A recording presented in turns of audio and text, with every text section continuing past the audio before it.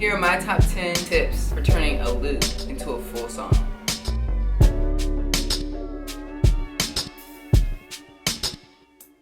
Number 1, know what key your sample or chords are in. You can use Serato Sample or Serato Studio or software like Keyfinder to let you know what key your sample, your loop is in. This is just super important because if you're building the song, you're going to want to know what scale you're going to be using. Number 2, building layers. Once you've found that amazing 4-bar, 8-bar loop or sample, you want to start to build layers around it, just like a cake. You want to start off with the basic ingredients like the drums, the kick, the snare, the claps, the open hi-hat, the close hi-hat. You could also layer your drums. For an example, if you have a generic snare sound,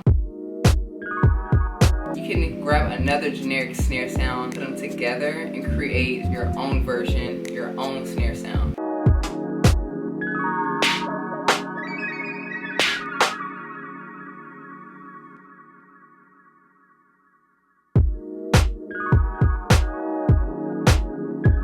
The other basic ingredients you can add to your song, like the percussions, such as the bongos, the congos, the clives, wood blocks, tambourine, shakers, and you can't forget the bass. You can add a smooth or funky bass line, and then on top of that, you're going to want to add other elements or instruments to your song. You want to add other instruments so you can add a melody to your current loop that you currently have, such as guitar, horn, strings, synths, bells, electronic piano, regular piano, xylophone, and much more.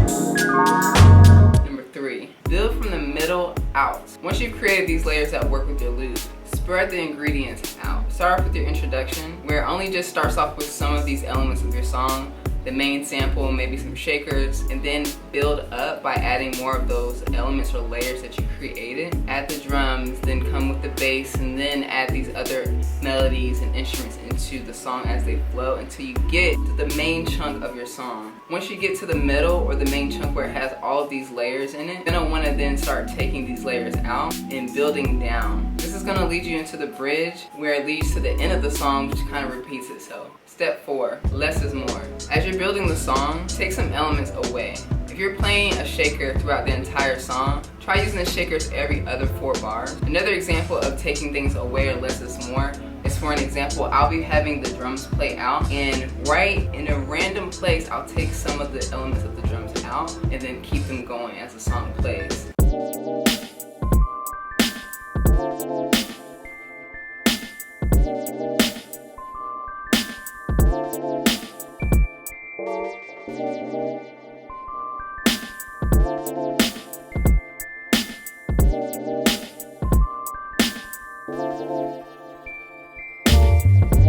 Sometimes I'll just allow that brief pause to happen during the song, or I actually may replace that pause with a completely different sample, like a vocal sample, or something that just sounds really pretty just to throw people off or just to get your head nodding. 5, switch up your chord progression. For an example, if you're using a C minor 7 chord throughout the entire track and it's just repetitive, try changing it up to a C major 7 chord towards the bridge or towards the end or middle of the song and see if that sounds good. Number 6, automation and effects. So your song doesn't sound so repetitive, add some cool effects and automation. Learn how to use the automation feature on your DAW and add some cool effects such as a low pass filter, a wobble effect, or some stutter effects.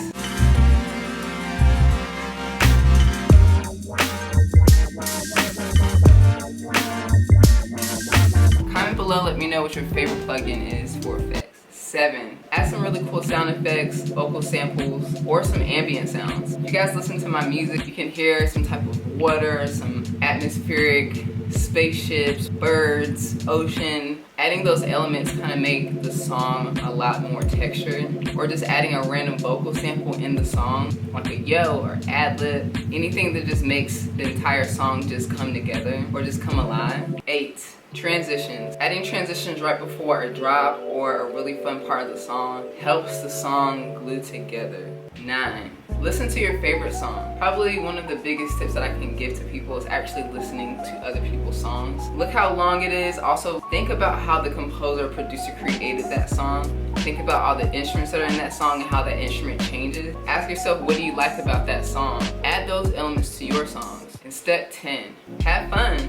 Don't stress yourself out too much about the music that you're making. It all should be fun. And the music you're creating is just gonna get better and better over time. And those are my 10 tips for turning a loop into a full song. Thanks for watching my 10 steps to turning a loop into a song. This is specifically for instrumentals. Me personally, I haven't really made any music with vocal on top of it, so this is just for my beat makers, for my instrumentalists. Illstrumentalists, is that a word? I don't know.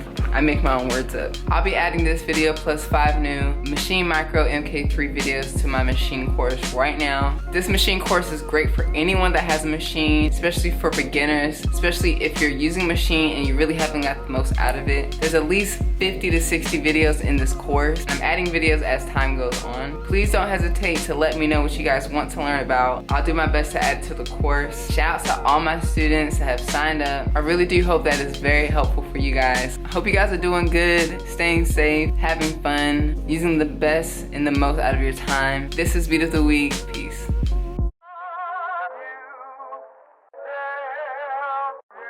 I've gotta drive you, there you. I've gotta drive you, there you.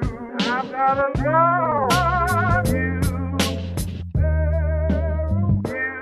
I've gotta drive.